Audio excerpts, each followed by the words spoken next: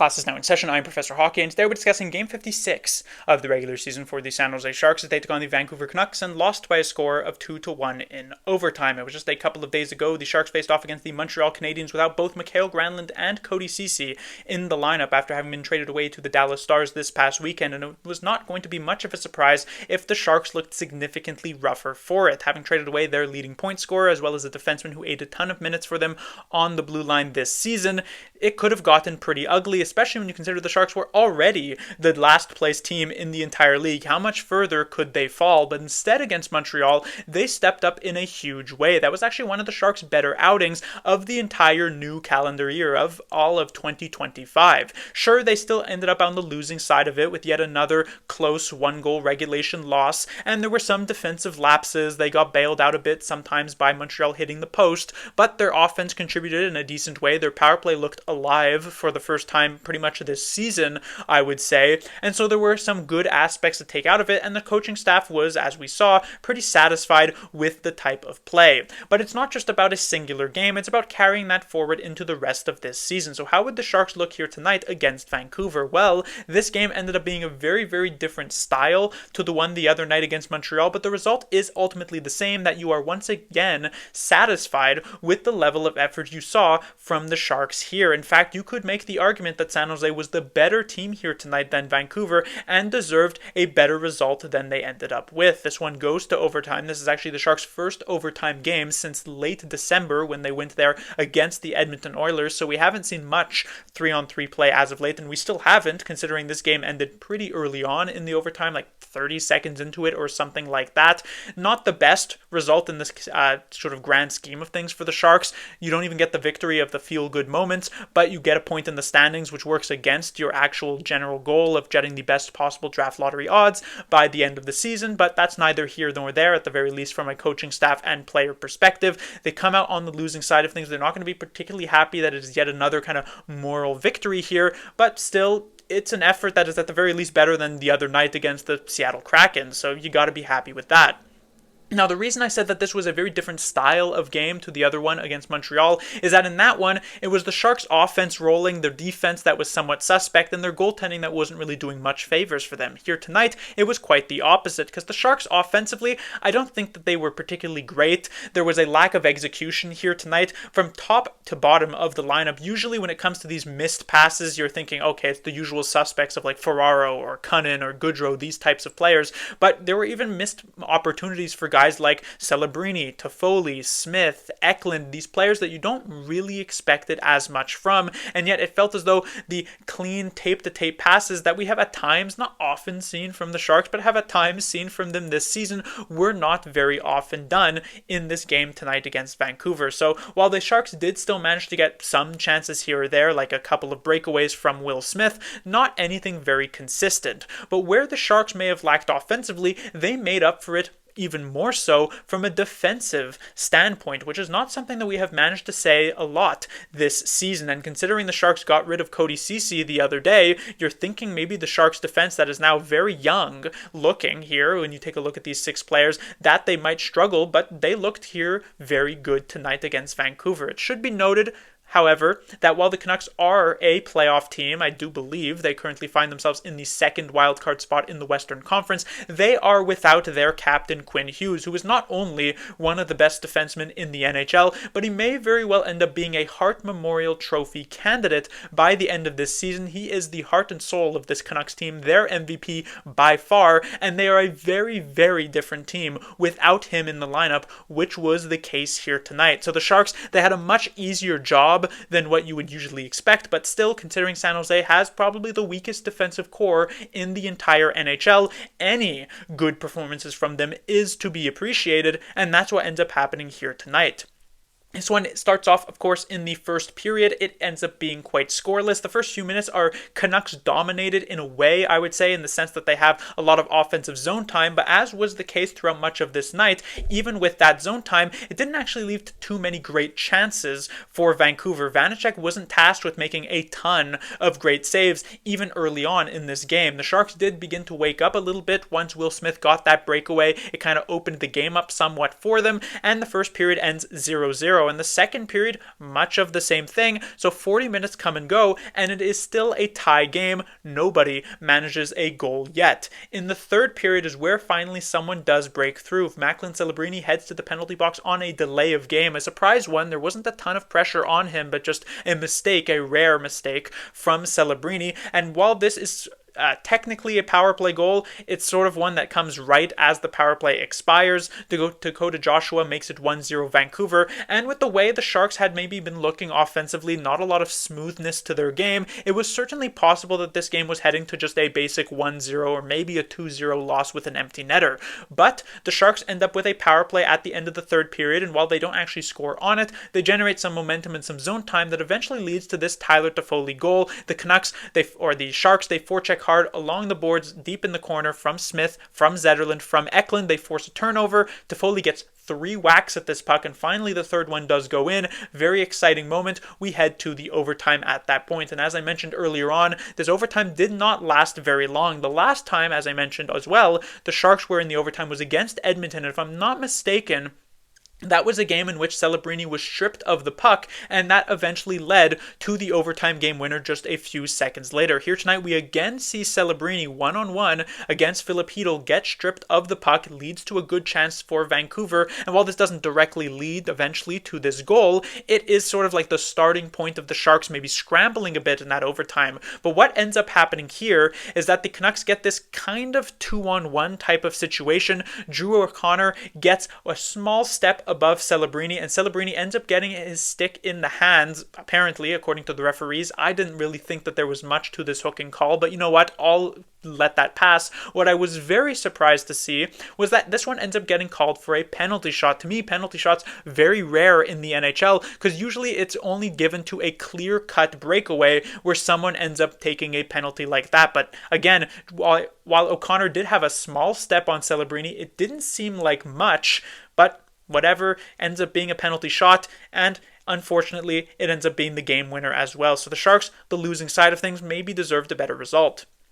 Moving on to the players to talk about, we have the Sharks top line yet again of Eklund, Celebrini, and Toffoli, and these guys were pretty solid in the previous game against Montreal. At least on the power play, they managed to contribute. Here tonight, as I mentioned, that execution was not fully there, so there wasn't a ton doing offensively between these three players. But when it comes specifically to Macklin Celebrini, this was kind of like an opposite game to the one the other night against Montreal. In that previous one, Celebrini, there was a lot to talk about on paper because he's scoring these goals, he's assisting as well, he's got 2 points on the power play, dominating in that area, came very close to an even third point as well, just gets robbed by Sam Montembeault. But I had also mentioned that there were certain moments in that game that you could nitpick defensive errors that he was making. So there was a lot of good offensively, maybe some not so good defensively. Here tonight, it's completely flipped over. Offensively, there wasn't actually all that much doing here for Celebrini. In fact, this is the first game in a while, it feels as though, where he didn't register a shot in regulation. I believe he does end up getting one in the overtime on the 2-on-1, but in regulation, 0 shots on goal for Celebrini. That is definitely a rarity here this season.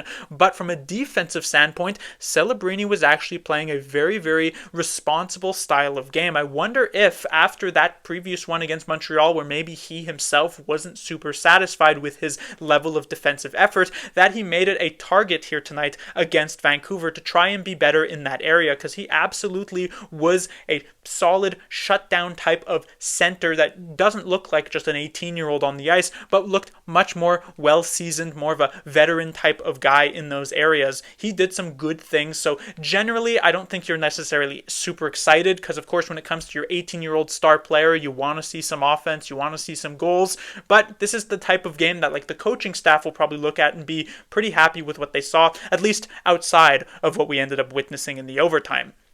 When it comes to his two line mates, there's Eklund and Toffoli. Eklund I also appreciated the effort of from a defensive standpoint. I thought Eklund did some really, really good things in his own zone, but more so the issues continue to remain in the offensive zone. What we have seen in the development of William Eklund is his ability to kind of survive, so to speak, below the goal line and try to work it pretty well. he's no longer losing these battles, but he's actually competitive in them. But now you want to kind of see that evolution in terms of winning the battles, in terms of actually being able to get away from the defensemen that are draped entirely on him. At this moment, he is crafty enough to hold the puck, but it is about, and I've said this many, many times, actually leading that into yet another play. There were also multiple moments throughout the neutral zone in this game in which Eklund was missing passes and just not quite catching things on his stick, so that was a bit of an awkward thing, but generally from a defensive output, I still thought Eklund was rather good. Tyler Toffoli, definitely a quiet game. He didn't really make much of an impact on it for the first 58 minutes, but then of course he scores a goal, and that is exactly the type of MO for Tyler Toffoli throughout this entire season thus far. He doesn't do much, or he's not really appearing all that much, not super flashy, but then suddenly he scores a goal, and that's his 20th of the season, which leads the entire team. So how could you be all that disappointed with what Toffoli is doing? When it comes to the Sharks' second line, we have Smith and Zetterlund joined once again by Podorowski. So I was expecting Podorowski to head back down to the San Jose Barracuda, perhaps yesterday or even today, but he's given another opportunity. I don't hate this decision from Ryan Warsofsky and from Mike Greer, but I do find it interesting because of the fact that the Barracuda do play again tomorrow as well as on Saturday. So if Podorowski were to head back to the AHL, he would be playing back-to-back-to-back games. So that seems very, very unlikely. Podorowski will likely then remain into the lineup again on Saturday. The thing is that Podorowski did not blow me away with his performance the other night. It was okay. There were moments against Montreal, but not anything particularly consistent. And then here tonight, I thought Podorowski was one of the worst players for the San Jose Sharks, just not really able to find any sort of openings. There's no cohesion. There's no chemistry on this line. Yeah, it's not as though it was entirely on Podorowski. I don't think Zetterlund and Smith were necessarily at their best here, but the fact remains is that Podorowski, as the center, you're in the position to try and drive this line forward, and he's just not actually able to do so in this spot. So as I mentioned, he probably gets another look on Saturday, a third and likely final look on Saturday, but unless he really, really blows our socks off in that one, he'll probably be destined to head back to the San Jose Barracuda, where he probably does belong at this point.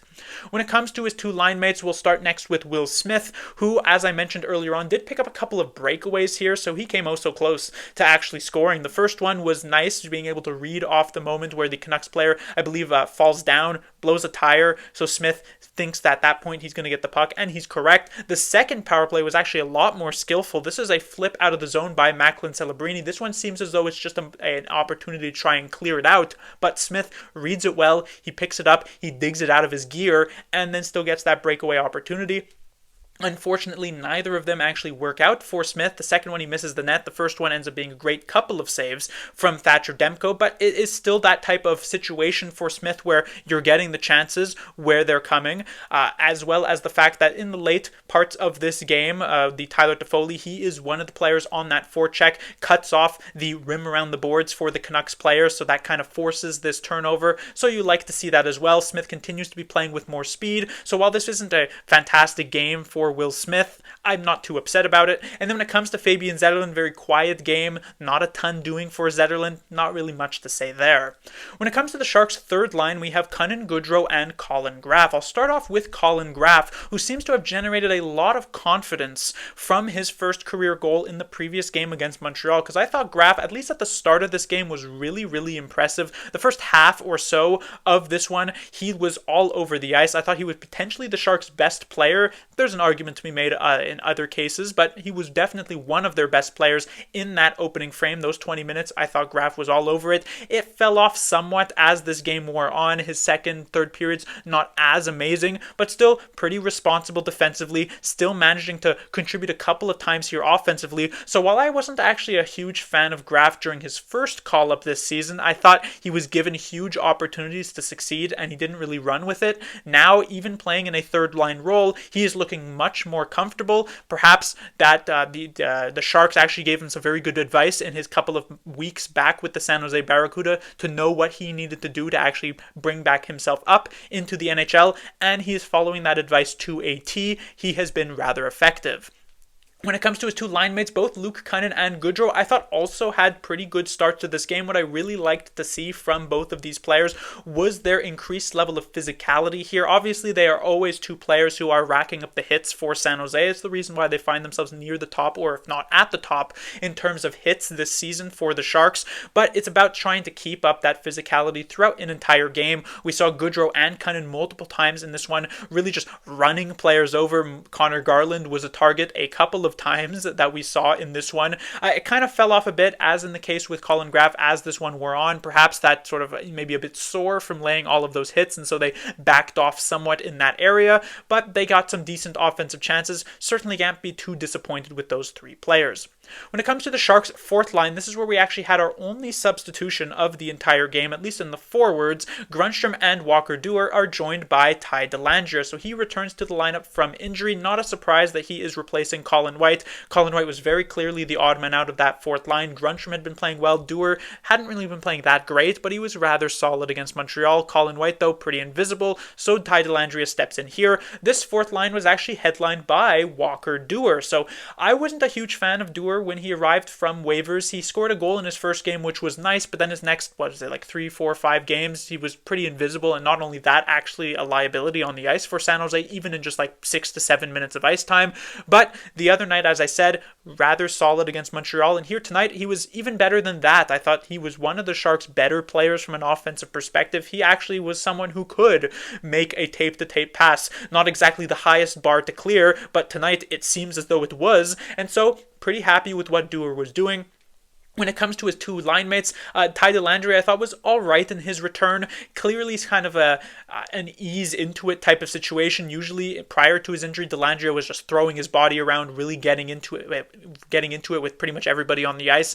This time he held back a little bit, but that's not too much of a surprise. We're probably going to see him get back to old Ty Dellandrea once the Four Nations tournament is over in a few weeks. And then when it comes to Carl Grundstrom, continues to be all right. Actually got a very, very good chance here tonight, completely robbed by Thatcher Demko. Could have been his third goal of the season, and his third goal in just maybe a 10-game time span, something like that. Moving on to the defensemen here, this is where the Sharks actually did shine. We have the top pairing of Wallman and Thrun, and this was the first time, if I'm not mistaken, perhaps a second time, but one of the first times since Wallman returned from injury a few weeks ago where he was actually really quite good. Offensively, obviously you're still looking for more from him, but defensively, where he has been a liability at times as of late, he was significantly better. There was still kind of some emotion getting in the way. He took a really bad penalty in the second period, I believe, as he it was Celebrini who knocked down his man Connor Garland, and then Wallman comes in with just a late cross check to the face for whatever reason, so he ends up going to the box for that. Not a good one for him to take, and again, it's about reining those emotions in. But generally throughout this game, I thought Wallman did some very good things defensively, and his defensive partner Henry Thrun as well. Thrun now, I won't say he was great against Montreal, but he was decent enough, which if you consider that, he's actually been rather solid for 4 straight games now, if I am not mistaken. So Thrun seems to have found some little bit of a groove here at the end of this season as we're coming down to this final stretch. If Thrun can actually finish it strong over these last 26 games on the schedule, that would be very, very impressive, and especially considering the fact that he has now moved into this top pairing role. He got over 20 minutes of ice time here tonight. That's what the Sharks need if they want to not get just completely embarrassed over the rest of this season. When it comes to the Sharks' second defensive pairing, we have Ferraro and Thompson. Now, I will say, I felt as though Jack Thompson was probably the weakest defenseman here tonight for the Sharks. Felt as though there were just one too many mistakes being made in his own zone. Not in terms of positioning-wise necessarily, but just some really bad passes, some really bad clears that just were completely off the mark. Moments in which he, very early on in this game as well, he steps up aggressively in the neutral zone. He gets punished for it, and it ends up with a great chance on net for the Canucks. So there's certainly some shakier moments here for Jack Thompson. He ends up actually getting the least amount of ice time out of all 6 defensemen here, which perhaps is an indication of Ryan Warsofsky agreeing with me in that regard. His defensive partner Mario Ferraro, however, I did think was actually rather good, and so I'm impressed with what Ferraro was able to do. And when it comes to the Sharks' third defensive pairing, Mukhamadullin and Liljegren, very quiet game for both of these players, but quietly very successful. And this is a good thing in regards to Shakir Mukhamadullin. There weren't as many of those noticeable shifts like he had the other night against Montreal. There weren't those moments where he was just trying to take over in the offensive zone, but he did have 1 or 2 shifts where he was still kind of good. It's just as though the fact that he's not making egregious mistakes here tonight, I think, is a very big positive for himself. He was better at killing plays in this game, so you have to be pretty impressed. And then when it comes to Timothy Liljegren, he has been so hit or miss this season when it comes to his defensive game. Here tonight, though, he definitely did hit. Impressed with what he was able to do. And then finally, we have the Sharks goaltender Vitek Vanacek. His first game in the NHL in a very long time. He had a really freak injury. He takes a puck to the cheek. I believe it breaks his cheek while sitting on the bench a couple of months ago. At this point, he, I believe, required surgery for that, but after a brief conditioning stint in the AHL, he played a singular game with the Barracuda and won. He comes back up here, and it was a very good outing for Vanacek. Both of these goals, hard to really blame him on. The Dakota Joshua one is a good tip in front, and then the Drew O'Connor goal is, of course, a penalty shot. You don't really want to blame your goaltender for giving up a penalty shot. And then otherwise, he made some really solid saves. It's not as though the Canucks were heavily pressing into him and Vanacek had to completely stand on his head. It was a relatively just all-right outing for Vanacek, but it's a good start considering, the Sharks' other goaltending option currently in the NHL is maybe not the best of the best players, cough Georgiev. And then that'll do it for this review. The Sharks will be back in action on Saturday, where they'll be taking on the Dallas Stars, the team who the Sharks traded Granlund and CC2. So we will see them in action as the Sharks face off versus them. We'll see if Granlund manages to get some revenge on the Sharks, if you want to call it that. That is the final game before the Four Nations break, where the Sharks will get, I think it's 12 or 14 days off. So definitely a long time to unwind, maybe get some vacation in, and then come back for the final 25-game stretch of the season. Class dismissed.